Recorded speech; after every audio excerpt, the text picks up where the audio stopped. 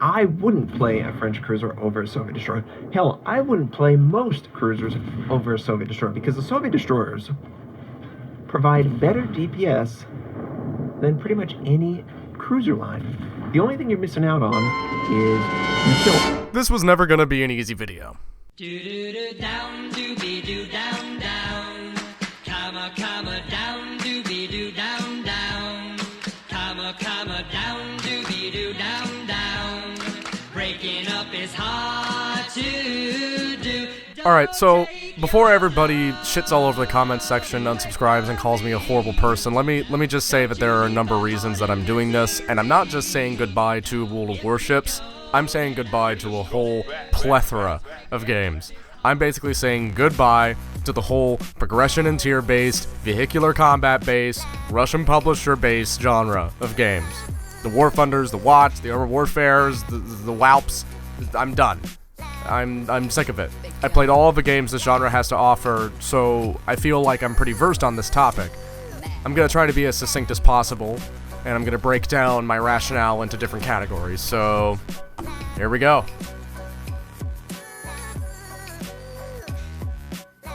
Pick a ship, equip it, queue up. Now you have a 50-50% chance of getting a team that understands the importance of communicating and coordinating, or a team that will yell at you for not supporting them as they YOLO into the cap and get sunk immediately. I've tried breaking this tedium up by playing different lines of ships, from stealthy destroyers to big brawling battleships. It gets boring either way, because the core problem I have with the game doesn't even necessarily come from the mechanics. The mechanics, are, for the most part, are fine. What it actually comes from is the lack of game modes themselves, because they just aren't very interesting, dynamic, or nuanced. A game of League, or a game of Counter-Strike, for instance, is a very deliberate affair, right? It's usually going to take you at least half an hour for you to complete it. How do those games keep people's attention, though? Well, it's pretty simple. They have structures to them. You take the first 3 rounds of a Counter-Strike game.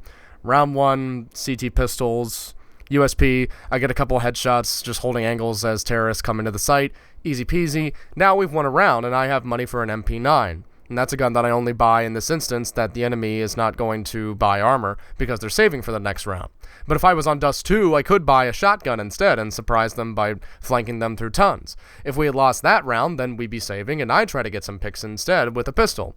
Save rounds happen later in the game too, so if you pick up a P250 with armor, that's a strategic decision, right? If you can get a pick with that, you can pick up a really good gun that the enemy has and potentially even win that save round. So a CSGO match changes over its course, right? It has a very distinct early, mid, and late game with a halftime and side switch, just like an actual sports game. How does the average World of Warships match go? Well, 15 ships smack into each other until the game's over for 15 to 20 minutes. Not to mention the one-life nature of the game, it just really kind of adds to the tedium for me, too. You know, you overextend in a round of CS trying to make a risky play, and whatever. That was a strategic decision, right? That was made with the anticipation that it could fail. And you still have several rounds to bring the game back. That one mistake isn't gonna hold you down for the duration of the whole match. If you keep fucking up, then yeah, obviously it's gonna do that. But, you know, there's a reason that there are multiple rounds. I overextend in a round of Warships trying to make a risky play. Uh-oh, you freaking doofus! You just got blapped! That's what you get for playing anything other than battleships at high tier, you fucking moron. There's no ebb and flow to a Warships game. It's just Q grind, right? And that brings me to another point I'm gonna get into about the grind.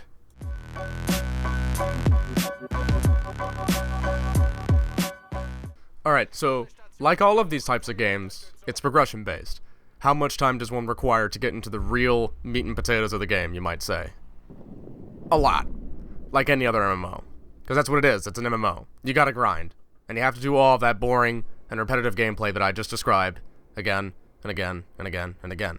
Like, fuck, man. Oh, wow, you know the North Carolina looks pretty good, huh? Pretty good high-tier battleship. Colorado. And every line in the game also has its arbitrary trash ships that are just there for the sake of them so that you can give wargaming money to progress through the trees faster. And the competitive meta is just all sorts of fucked up. What if you spend all this time going down a line of ships and you find out that the tier 8 for this particular who's it what's it is garbage? Well, that sucks to be you, man. You know, you can only do so much research on it beforehand, right? You know, you try to figure it out for yourself.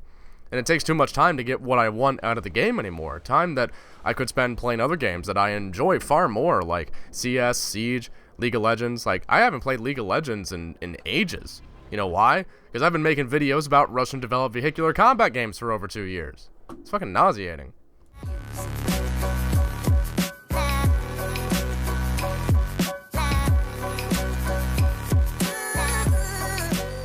But just boring and tedious gameplay that's just the tip of the iceberg, right? So, like all of the games in this genre, World of Warships is under some questionable management. Okay, it's not as bad as War Thunder, right? Adding Gulf War era tanks to their fucking World War II game, okay? And it's not as bad as My.com firing Obsidian from Modern Warfare's development. But Wargaming does a lot of things that genuinely just completely astound me when it comes to how the game's community is managed. You have really cool events like Hunt for the Graf Spee, and then you have shit like Clash of the Elements that requires you to grind for 5 hours a day, every day, for 3 weeks, just to get a virtual ship. What the fuck am I playing here, man? RuneScape? Like, this game's main demographic consists of people who are older, have families, jobs. No one's gonna do this. Why was this even okayed in the boardroom? No one's gonna do it.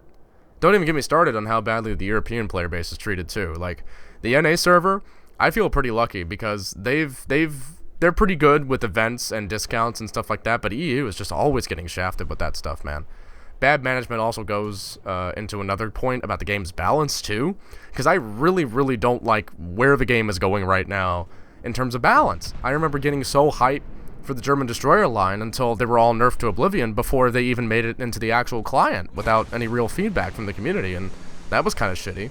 And now we have the French cruisers, which you'd think I'd be really happy to see, but honestly, like, I'm looking at their stats and I'm seeing how they play, and I don't really know what these ships offer to the meta that we don't already have. Oh, the cruisers with big guns. I play Japanese cruisers mainly. Like, I already know all about that, right?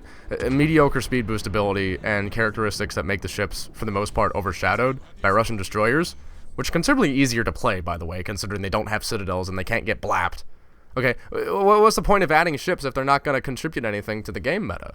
Like, the high-tier meta is just getting really stale, for the same reasons that I mentioned regarding game modes, too, right? Because in a more structured game setting, ships like cruisers and destroyers would have much more prominent roles as cappers and support ships, and now, if you want to get a high win rate, you just play a ship like Ottogo or Scharnhorst. You gotta have a lot of beef and guns.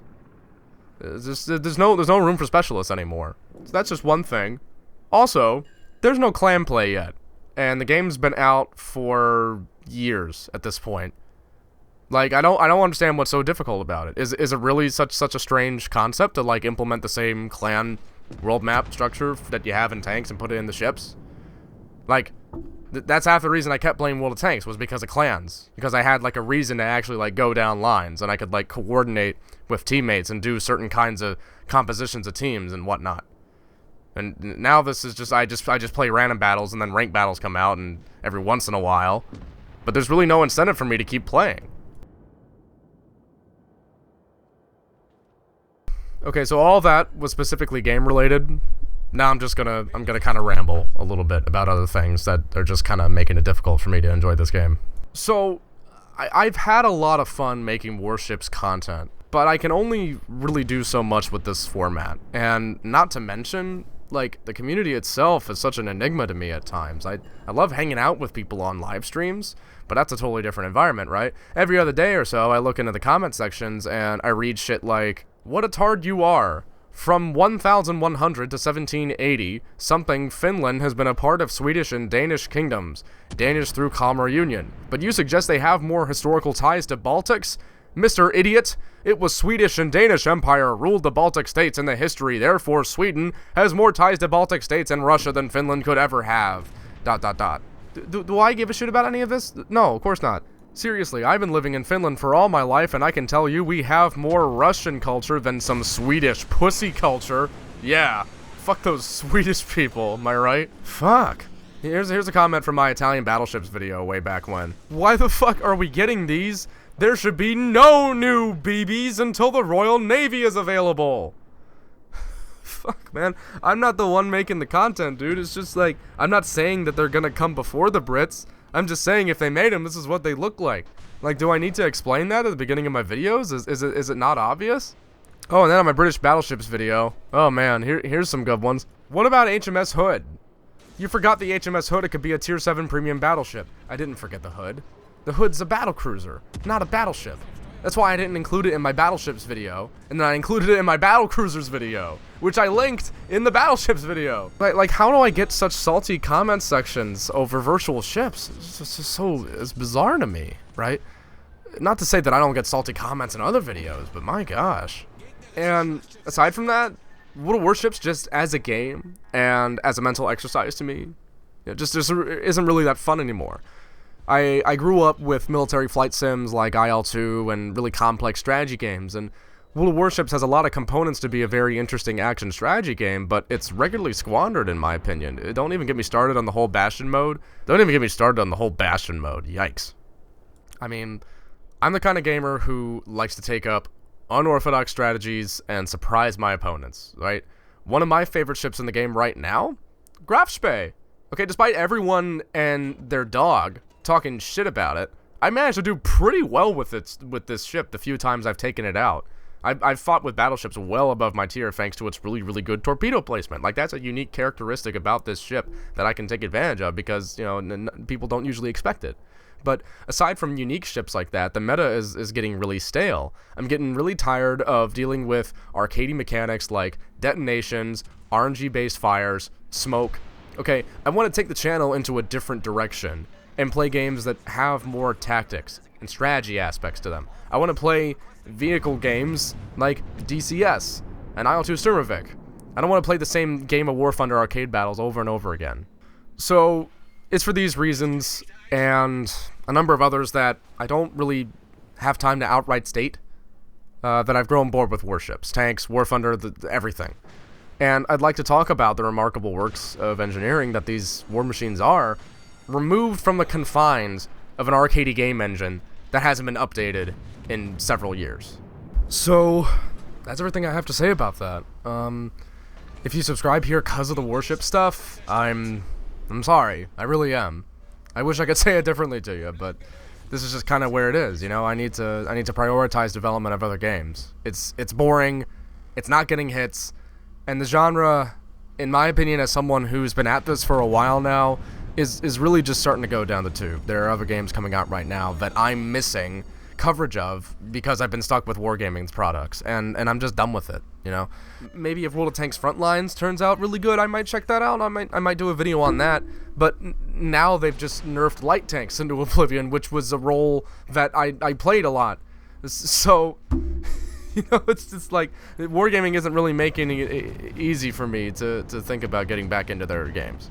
If you like my Warships content, I highly encourage you to stick around in spite of me moving on from it. I think you'll enjoy the types of games that I'll be playing on the channel, because I have plans to cover games like Steel Division, DCS World, Arma 3, Battlegrounds, all kinds of stuff. So I'm actually getting money to do so. Money that can go into stuff besides premium time and more virtual shifts. Again, I'm very sorry. I love you guys. The Warships crowd has been here since the beginning, but for now, I really got to move on to brighter pastures. I don't really have any other way of concluding the video, so yeah.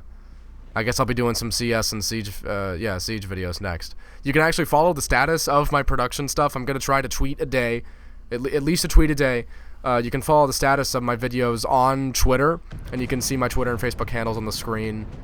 Until next time, I'll see you Starside. Or maybe not. Maybe you'll unsubscribe instead. Again, I'm very sorry, but that's your choice, not mine, and I can't stop you. For now, I'm going to take this opportunity to start on a clean slate. And until then, take care. Thanks so much for watching.